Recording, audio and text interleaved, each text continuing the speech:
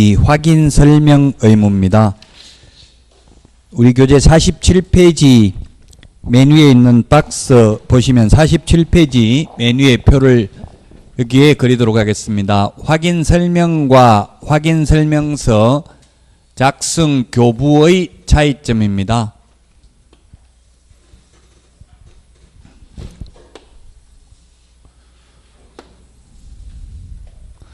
확인 설명이 있고 확인 설명,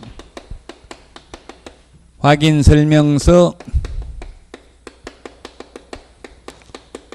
확인 설명서 작성 교부가 되겠는데, 비교, 항상 모든 과목을 다 비교하는 연습을 해야 됩니다. 확인 설명 시기, 그 다음에 확인 설명 대상, 그 다음에 확인 설명하는 방법,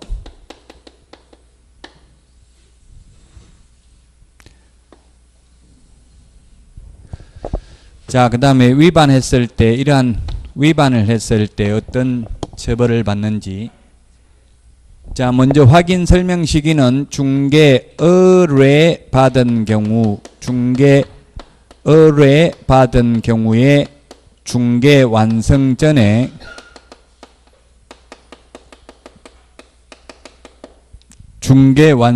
미리 설명을 해야 됩니다. 우리 보정 오늘 할 텐데 손해배상을 위한 보정 설정은 미리 설명하는 거 아니죠?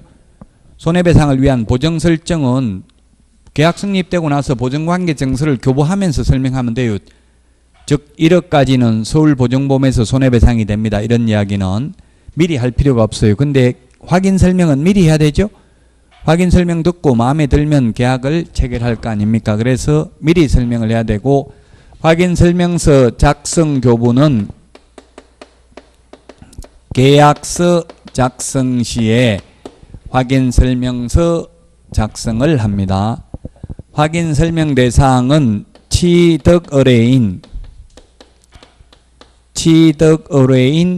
일방에게만 설명하면 됩니다. 쌍방에게 설명하는 게 아니고.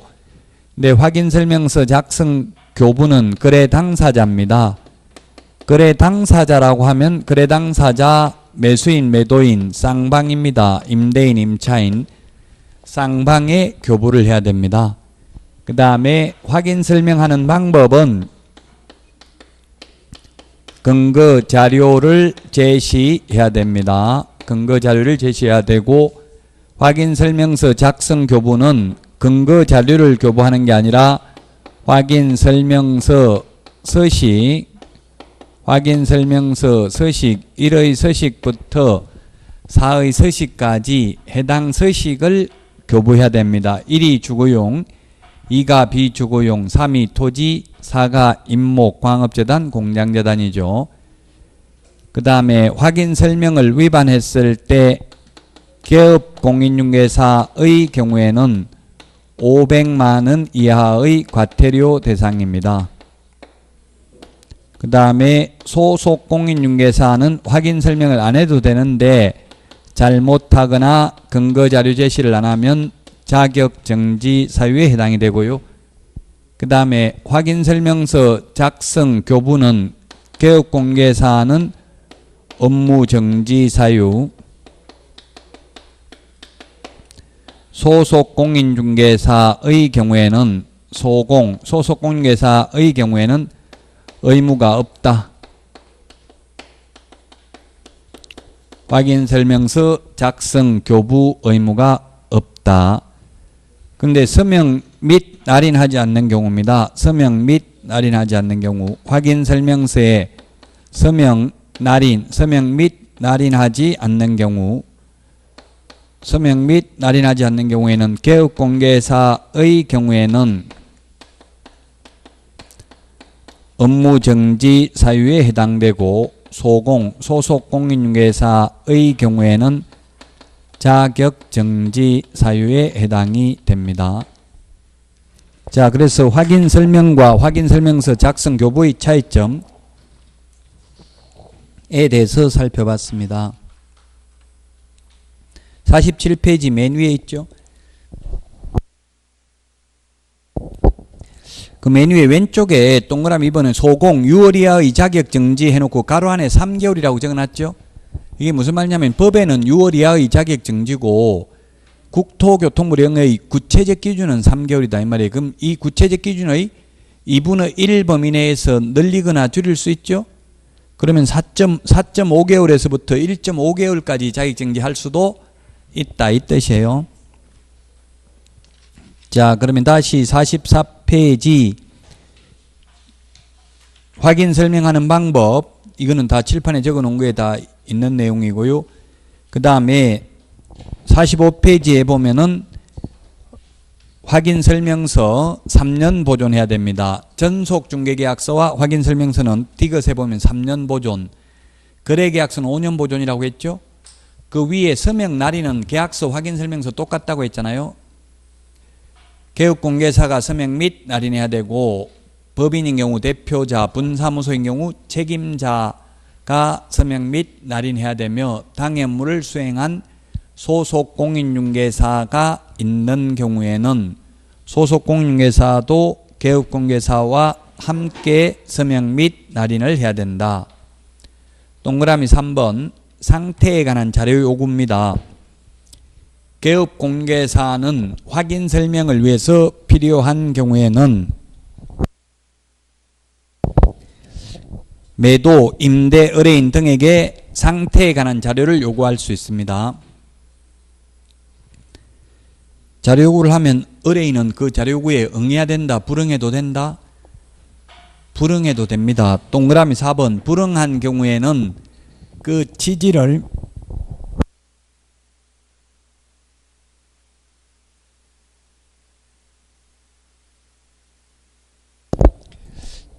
매수 임차 의뢰인에게 설명하고 밑줄 쳐놨습니다.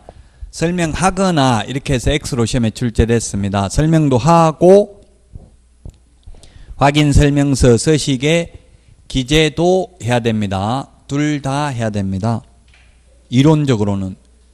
근데 현실적으로는 이러면 계약이 되겠어요? 안 되겠어요? 예를 들면 싱크대 물 잘 빠지냐, 너무 고생을 많이 해서 이런 거 좀 알려달라 개업공개사한테 부탁을 했는데 개업공개사가 주인한테 물어보니까 안 알려주더라. 그래서 나도 모른다.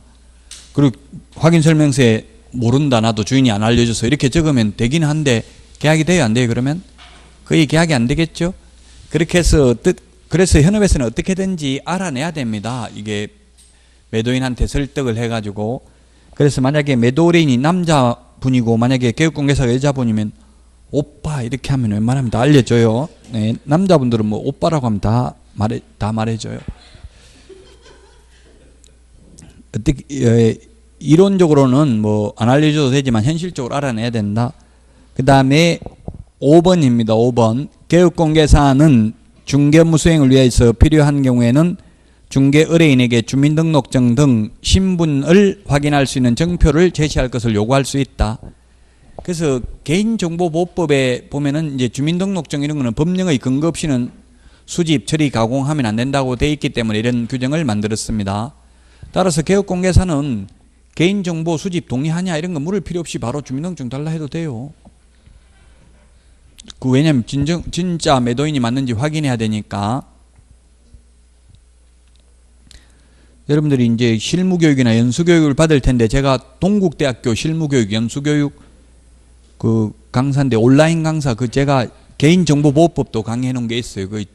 원래 실무교육이든 연수교육이든 절반은 인터넷으로 들을 수 있어요. 연수교육이 12시간 이상 16시간 이하잖아요. 그럼 6시간은 인터넷 강의를 들을 수 있어요. 실무교육도 마찬가지예요. 하루는 인터넷으로 들을 수 있어요.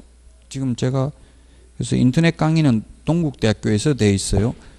동국대학교에서 실무교육 들으면 행정대학원 원장 명의로 이제 수료증을 주더라고요. 이 대전은 모건대학교 총장 명의로 줘요. 학교에서 수료하면은.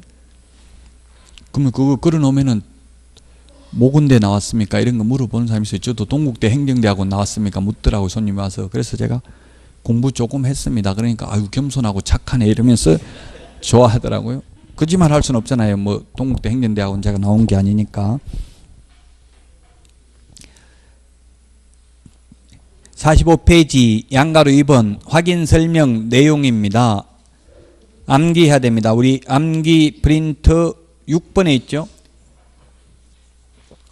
확인 설명해야 될 내용이 암기 프린트 6번에 있는데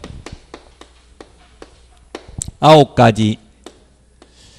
자꾸 암기하라고 하니까 엄청나게 스트레스를 받나 보더라고요. 공부하시는 분들은. 그래서 좀 이해 좀 시켜봐라. 맨날 암기하라고 하지 말고 이렇게 말씀을 하시니까 가슴 아픈데, 근데 이걸 어떻게 이해시키냐고. 9개 그냥 딱 법에 정해져 있는데, 이거는 2차 과목은 대체로 암기 과목이에요. 과목이 특성이 달라요. 민법하고 학개론 이런 거 하고 공부하는 요령이. 그래서 암기를 해야 됩니다. 저도 EBS 강의하고 텔레비전 나가서는 그냥 이해하시면 됩니다. 좋은 말로 했어요. 암기하라는 말 한마디도 안 했어요. 그럼 다 떨어져요. 그거 이해만 하고 있다가 보면 결국은 다 암기해야 돼요. 민법도 사실은 많이 암기해야 돼요. 일부 내용은. 사법고시도 다 원칙적으로 암기 과목이라고 알려져 있어요. 그 2차 과목을 논술형으로 쓰려고 해도 암기가 돼 있어야, 뭐 내용이 암기가 돼 있어야 거기에 관련해서 풀어서 쓸 수 있는 거지, 전혀 암기가 안 돼 있으면 쓸 수가 없죠. 그래서 원칙적으로 법 과목은 대체로 암기 과목이에요. 기권, 가공, 상태, 환지세 9개. 기가 뭐냐면 그 부동산을 특정 지을 수 있는 소재지, 면적, 지목 등이 되겠고요. 그 다음에 권리관계가 되겠고요. 관은 거래 예정 가격이라고 저는 했는데, 거기 우리 요약집에는 거래 예정 금액이라고 되어 있죠. 요약집 서브노트 같은 말입니다. 거래 예정 금액이라고 되어 있는데, 거래 예정 금액, 예정 가격, 가액 같은 말입니다. 개업공개사가 계략적으로 평가한 금액입니다. 일종의 시세입니다. 그래서 거래 예정 금액, 중개보수 산출 내역, 토지 이용 계획, 공법상 이용 제한 거래 규제, 그 다음에 시설물의 상태, 벽면 및 도배 상태, 환경 조건, 입지 조건, 취득 관련 조세의 종류 및 세율 9가지를 확인 설명해야 됩니다. 45페이지 비교가 되어 있는데, 우리 시험에는 어떻게 나왔느냐 하면은 확인 설명해야 될 내용과 전속 중개 계약 시 정보 공개해야 될 내용으로서 공통적 정보가 아닌 것은 몇 개인가, 이렇게 시험에 출제된 적이 있습니다. 공통적인 정보가 아닌 것 밑줄 치시면, 밑줄 치놨죠 거기에. 3번 중개보수 및 실비금액과 그 산출 내역. 그 다음에 4번에 토지 이용 계획 밑줄 치시고요. 4번에 토지 이용 계획. 9번에 취득 시 부담할 조세의 종류 및 세율. 요 3개는 확인 설명만 할 내용이고 전속 중개계약 시 정보 공개할 내용이 아니다 이 말이에요. 근데 전속 중개계약 시 정보 공개해야 될 내용에 보면 공시지가를 밑줄 쳐놨죠. 이 공시지가는 정보 공개해야 될 내용이지만 확인 설명해야 될 내용은 아니라는 이야기입니다. 그래서 밑줄 친 거 4개가 공통적인 정보가 아닙니다. 시험에 굉장히 어렵습니다. 이거 확인 설명해야 될 내용과 전속 중개계약 시 정보 공개해야 될 내용으로 공통적인 정보가 아닌 것은. 그 다음에 46페이지, 지금 진도와 관련 없는데 46페이지 메뉴에 있는 박스는 뭐냐면, 뒤에 가면 매수 신청 내리가 나오잖아요. 매수 신청 내리 확인 설명해야 될 사항 5가지가 있는데, 그 디귿에 보니까 경제적 가치, 리얼에 보면 취득 시 부담할 세금을 설명하는 게 아니라 유치권, 분묘기지권, 법정지상권 이런 것처럼 인수되는 권리를 설명해야 됩니다. 지금 진도와는 상관없지만 같은 확인 설명이잖아요. 매수 신청 대리 확인 설명이니까 비교해서 공부하라고 적어 놓은 거고요. 46페이지 맨 밑에 계약서 확인 설명서, 전속 중개 계약서 여러분들 공부하라고 해 놓은 거예요. 제가 강의하려고 한 게 아니고 비교해서 읽어 보셔야 되겠죠. 그 다음에 47페이지 맨 밑에도 3년 보존, 5년 보존, 법정서식 있음 없음, 일반교부, 쌍방교부 구분해 놓은 겁니다.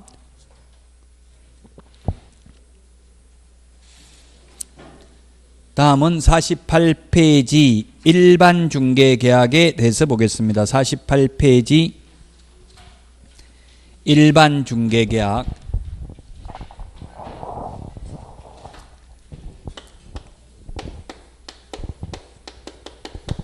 중개계약하고 거래계약은 구분을 하셔야 됩니다.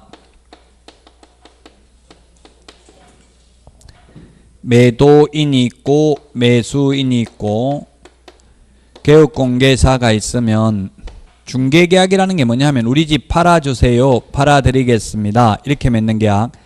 그 다음에 우리 집 사주세요, 사드리겠습니다, 이렇게 맺는 계약이 중개계약 또는 중개의뢰계약이고, 거래가 완성되었을 때 거래 당사자 간에 맺는 계약을 거래계약이라고 합니다. 거래계약. 중개계약하고 거래계약을 구분해야 돼요. 그래서 거래계약서하고 중개계약서하고 다르죠. 거래계약서는 법정 서식은 없는데 5년 동안 보존은 해야 되죠. 일반 중개계약서는 법정 서식은 있는데 보존 의무는 없습니다. 1번, 2번이 중개계약이라고. 중개계약 1번, 2번이 중개계약. 이 중개계약 중에 일반 중개계약도 있고 전속 중개계약도 있고 독점 중개 등이 있다. 자, 거기에 보면 물가 수준, 우리 암기 프린트 10번에 보면 암기 프린트 10번에 별표 해가지고 일반 중개계약 물가 수준 이렇게 적어놨죠. 그 물가 수준이 무엇을 의미하느냐 하면은 우리 교재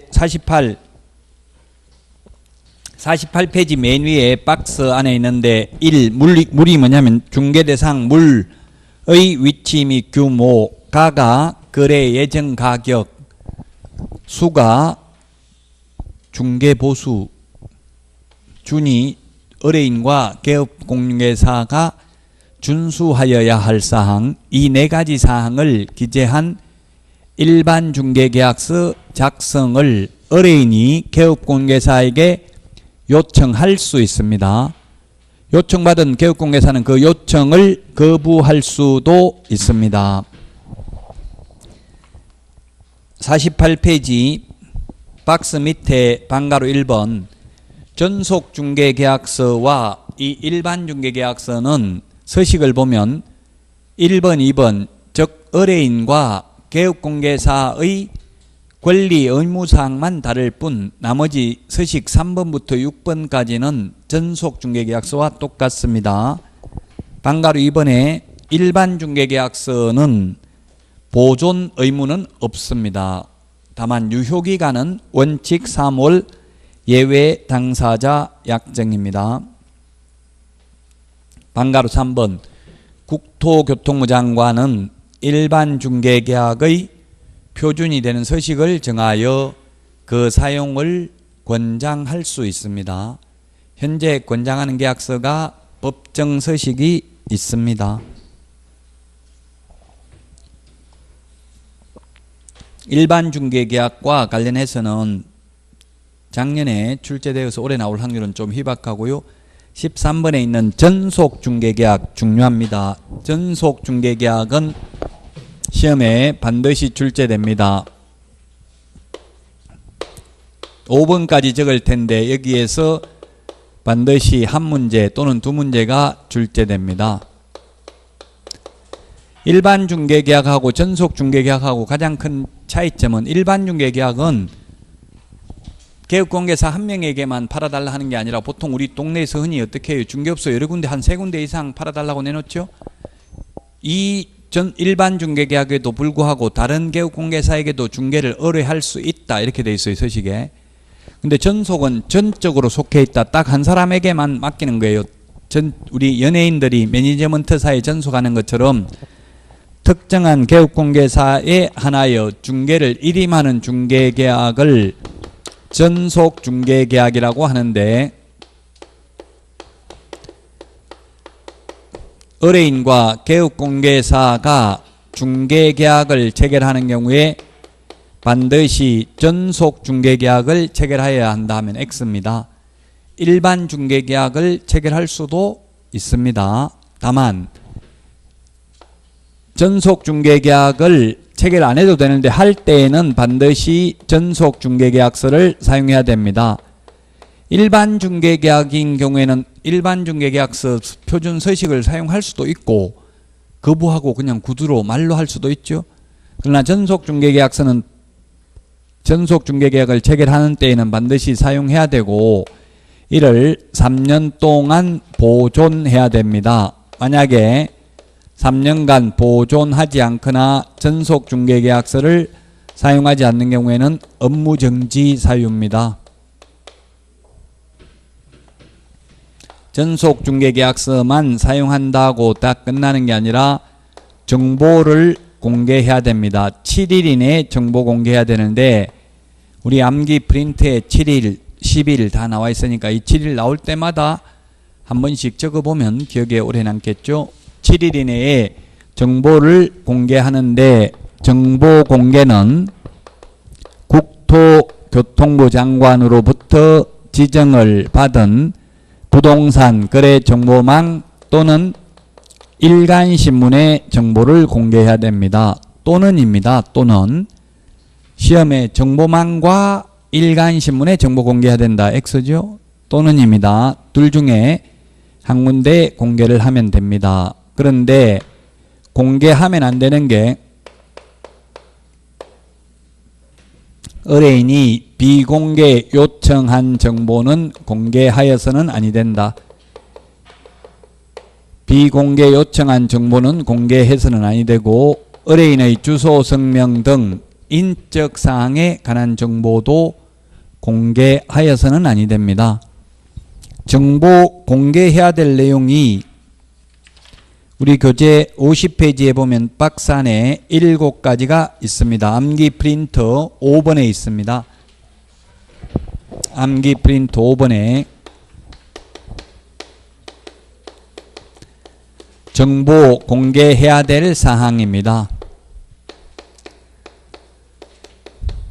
특상태 조건, 특상태 조건 공금 7가지를 공개해야 됩니다. 특상태 조건 공금인데 특은 그 부동산을 특정 지을 수 있는 소재지, 면적, 지목 등이 되겠고요. 그 다음에 시설물의 상태, 벽면 및 도배 상태, 그 다음에 시설물의 상태, 입지, 환경 조건, 권리관계가 있는데 이 권리관계 중에서 의뢰인의 주소, 성명 등 인적사항에 관한 정보는 공개하여서는 아니 된다. 그 다음에 공법상 이용제한 거래규제, 거래예정금액, 거래예정금액인데 단 임대차인 경우에는 공시지가를 공개하지 아니할 수 있다. 똑같이 X지만 공시지가는 공개하지 아니할 수 있고 임대차인 경우 인적사항은 공개하여서는 아니 됩니다. 특상태 조건으로 공금을 사용해라 이런 식으로 암기하면 되겠죠. 그래서 거기 우리 교재 50페이지에 박스 안에 보면 미음하고 시옷을 밑줄 치놨는데 그게 중요합니다. 권리관계는 권리관계 중에서 인적사항은 공개하지 아니할 수 있다 하면 X, 공개하여서는 아니 된다. 그 다음에 임대차인 경우에는 공개하여서는 아니 되는 게 아니라 공개하지 아니할 수 있다는 점을 유념하셔야 되겠습니다. 49페이지에 보면 중간에 니은에 동그라미 2번에 니은에 보면 개업공개사의 업무사항이 있습니다. 니은에 개업공개사의 업무, 저는 니은을 3번으로 하겠습니다. 개공의 의무입니다. 개공이 서식에는 을이라고 되어 있습니다. 을 개업공개사의 의무인데 첫 번째 2주일에 1회 이상 업무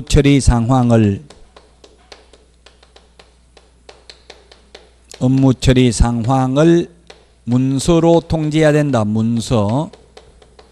통지 방법에는 아무런 제한이 없다. X입니다. 문서입니다. 2주일에 1회 이상입니다. 일주일에 2회 이상 하면 X입니다. 옛날에 코미디언 이주일 전 의원을 생각하시면 되겠죠. 시험에 10월 1일 날 전속중개계약을 체결하고 10월 14일 날 팩스로 통지하였다.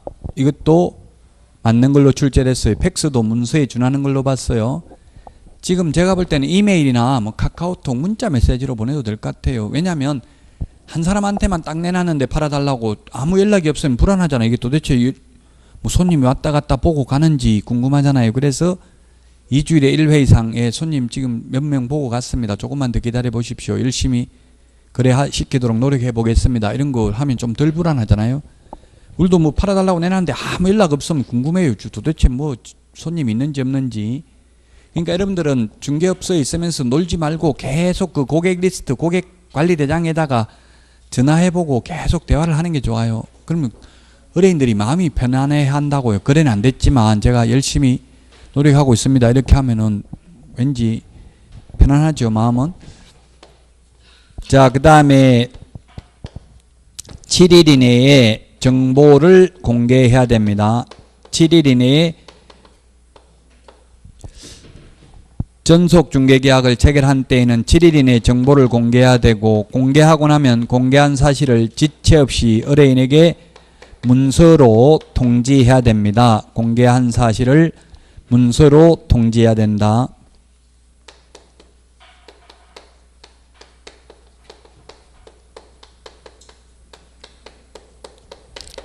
그리고 확인 설명 의무를 성실히 이행해야 된다. 전속 중개계약 체결한 경우.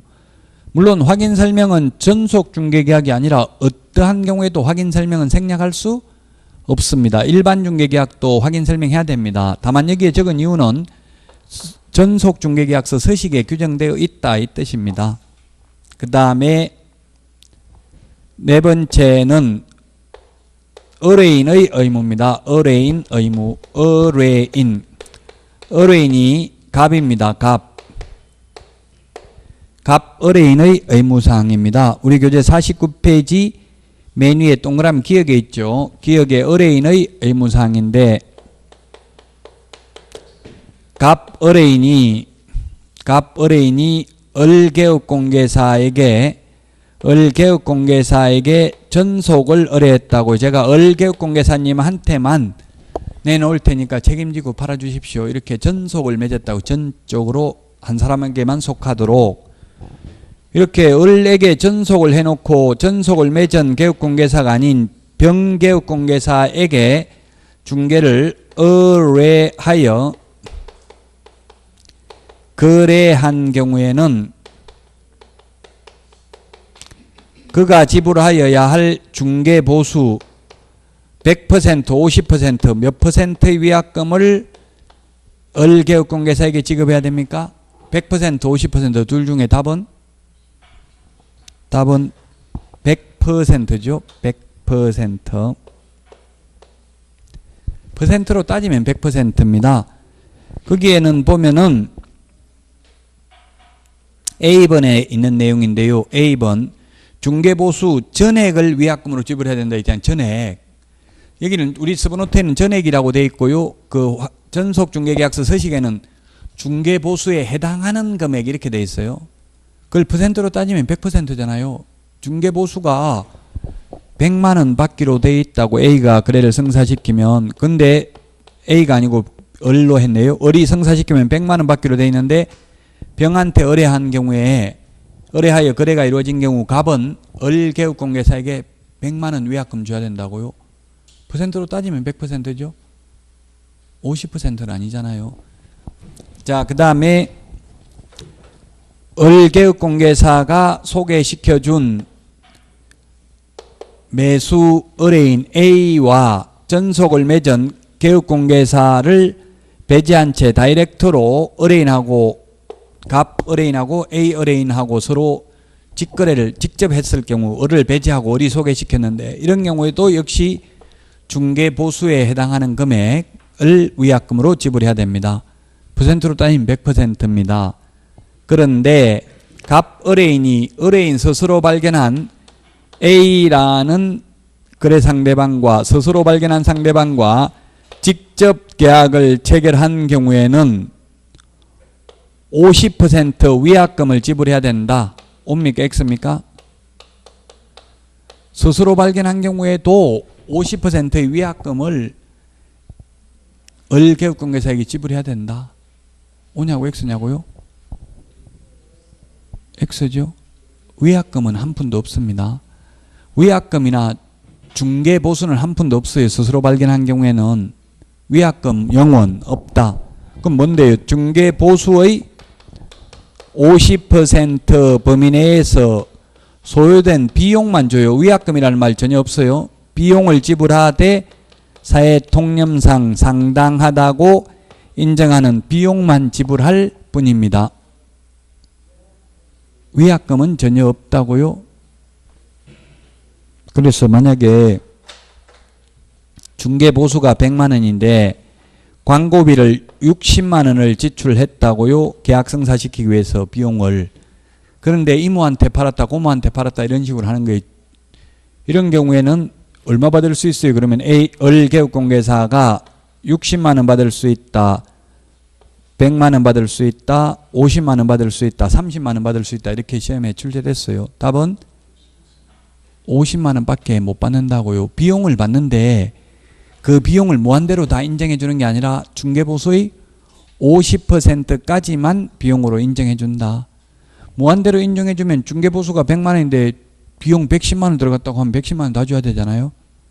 그래서 중개보수의 50% 범위 내에서 개업공개사의 소요된 비용을 지불하되 사회통념상 상당하다고 인정한 비용이 하나인다.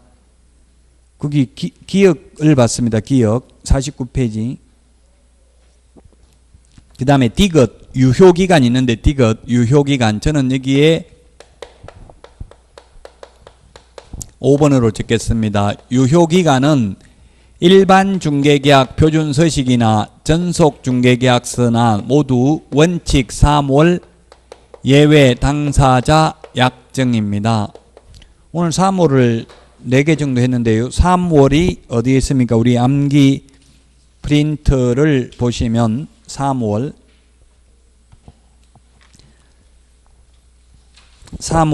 암기 프린트 43번에 있죠? 43번에 1번, 2번, 3번, 4번 오늘 4개를 합니다. 1번은 이미 했고요. 3월 초과 휴업하는 경우 신고해야 되고 3개월 초과하도록 업무 개시하지 않는 경우도 신고해야 되죠. 그 가로 안에 43번에 1번, 그 다음에 3번, 4번, 3번 전속중개계약 유효기간 원칙 3월, 4번 일반 중개계약 표준서식 유효기간도 원칙 3월, 동그라미 2번 지정받은 날로부터 3월 이내에 운영규정 제정 승인 받아야 된다. 이건 조금 이따 할 거예요 오늘. 그래서 3월이 4번 나왔으니까 거기 15번까지 있는 거 한번 적어 보십시오. 오늘 가장 바람직한 거는 예습 미니 문제 내드린 거 한 30분 정도 풀어보고 강의 끝나고 또 한 30분 정도 복습하고 이게 가장 이상적이에요. 그리고 나서 시간 남으면 다른 과목 하고 이렇게 하면 되겠죠. 전혀 안 하고 민법보다 더 어렵다 이런 분들 많아 인터넷에. 민법만큼 하고 민법보다 어렵다고 하면 제가 책임지는데 전혀 안 하고 그렇게 하면 안 되죠. 처음에는 좀 힘들어도 이제 공인중개사법이 서서히 좀 편하다고 하시더라고요. 이게 처음에는 막 암기하라고 하니까 스트레스 받고 하다가 근데 나중에 암기도 되기는 해요. 10월 달에 암기도. 근데 그때 되면 불안해가지고 또 갑자기 한 번에 다 하려고 하면 안 된다고 미리 계속 듣고 잊어먹고 반복하다 보면 지금 고통받은 만큼 나중에 10월 달에 시험지 받아보는 순간 가슴 벅찬 희열을 느끼게 될 겁니다. 그전에는 희열을 못 느껴요. 미리 희열 느껴버리면 안 돼요. 정상에 서는 거는 딱 시험 보는 날 해야 되죠. 우리 산 정상에서 만나기로 했으면 10월 27일 날 만나야지. 미리 올라가 버리면 추워서 산 꼭대기 못 입고 내려와야 돼요. 내려오면 다리 풀려서 다시 못 올라가요. 그래서 제가 페이스 관리를 잘 하라 이 말은 10월 27일 날 모든 정력을 쏟아부을 수 있도록 모든 기량이 그때 발휘될 수 있도록 페이스 관리를 하라는 이야기예요. 운동선수도 마찬가지예요. 워밍업을 하잖아요. 그 딱 경기할 때 그때 컨디션이 좋아야 되지. 미리 뭐 경기하기 전에 막 너무 좋아버리면 나중에 경기할 때 되면 사람이 계속 컨디션이 좋을 수는 없거든요.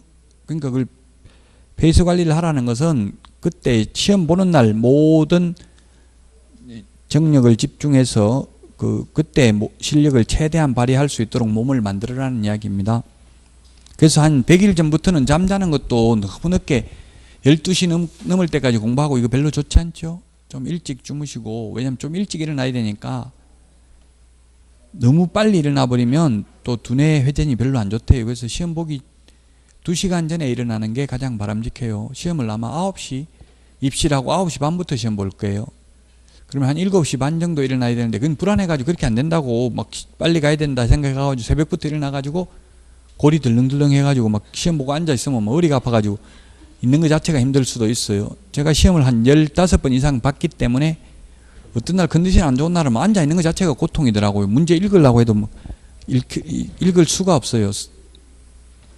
근데 어떤 날은 또 가면 제가 그래가지고 시험을 2번이나 합격한 거 아니에요. 제가 공부를 하고 합격한 게 아니거든요. 14회 때는 그냥 강의하면서 그냥 본다고 봤는데 합격했어요. 왜냐면 뭐 그날 막 읽으니까 공부 하나도 안 했는데도 합계론 이런 것도 풀리더라고. 문제가 어느 정도 풀려야 합격이 되죠. 전혀 안 풀리면 합격하기 힘들어요.